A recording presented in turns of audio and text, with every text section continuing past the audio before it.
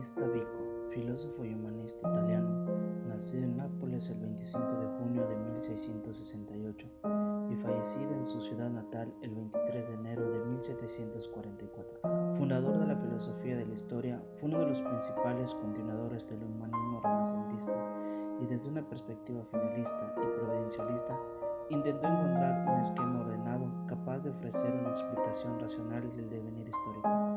Su obra suele presentarse en oposición al racionalismo de Descartes, aunque acusa influencias notables del método cartesiano. Su obra más importante es La Scienza Nuova, publicada por vez primera en 1725. Giuseppe Patella, en su texto Senso, Corpo, Poesía, afirma que si bien en la obra de Vico no hay propiamente una autonomía de lo estético, se puede hablar de una autonomía de lo poético.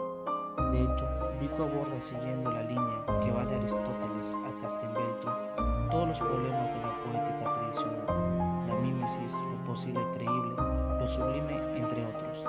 Teniendo en cuenta lo anterior, el italiano no elabora un tratado específico sobre poética. Este tema permea la mayor parte de su obra. Giambattista Vico hace del término poética recurriendo en especial a algunas de sus oraciones inaugurales y a la ciencia nueva.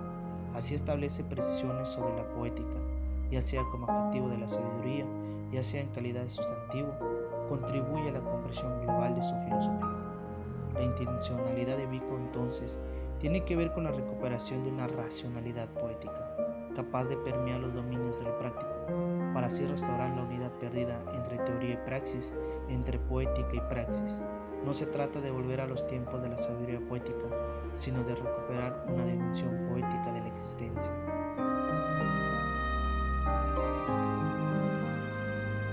La sabiduría poética es una forma de pensar que se manifiesta tanto en la intención de la explicación del cosmos como en la conformación de las instituciones que determinan la vida de la comunidad. Los primeros hombres piensan poéticamente.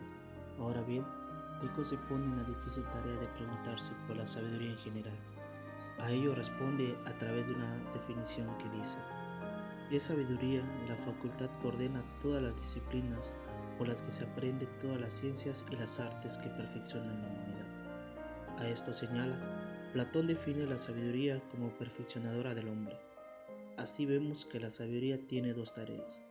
Por un lado, ordenar las disciplinas y por otro, desarrollar en el hombre el intelecto y la voluntad. Eso muestra que se está hablando de un saber teórico práctico, cuya finalidad es llevar al hombre a la elección de lo insuperable. Es evidente que también la sabiduría poética había nacido irrumpiendo a su modo la misma tarea ordenadora y perfeccionadora. Una vez establecido el dominio teórico práctico de toda sabiduría, Vico se interesa por el origen de la sabiduría entre los gentiles. La respuesta es breve: la musa. De esta claridad se deduce el hecho de que el poeta es el sabio a través del cual la musa se manifiesta a los mortales por intermedio del poema. Por tanto, en la narración poética de los antiguos pueblos, el buen poeta como intermediario entre la divinidad y los hombres tiene un conocimiento fiable. Narra las cosas tal como sucedieron, como si hubiese sido testigo de los hechos o tuviera información fiel de ellos. Y esto es precisamente lo que las musas saben hacer. La sabiduría poética es, en primera instancia, una metafísica poética que se refiere a la inicial experiencia y explicación del mundo y del ser, que tiene como trasfondo el dominio emocional del miedo.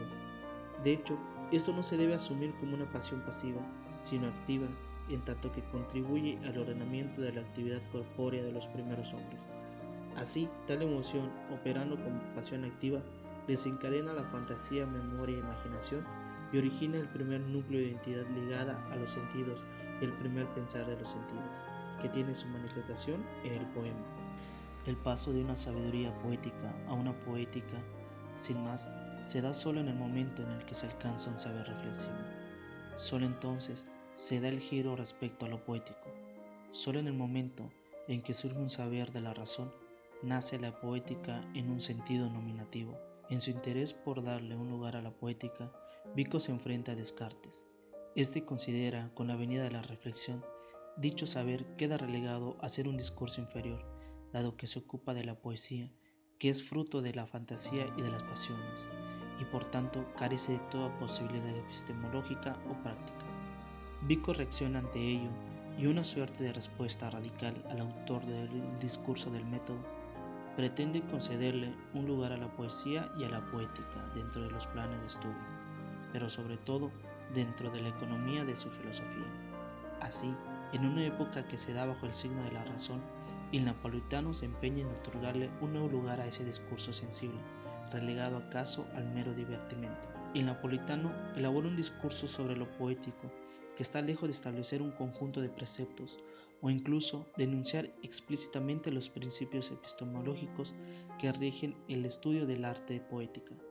Su interés es comprender a través del poema los procesos mentales involucrados en su producción y en su recepción, sensibilidad, imaginación, ingenio y memoria, facultades todas cercanas al cuerpo, todo con el fin de concederles un estatus epistemológico y práctico perdido por los excesos de la razón. He aquí el motivo por el cual Croce le concede a Vico la paternidad de la estética. Vico no es un nostálgico del pasado que ansía volver a la época de la sabiduría poética.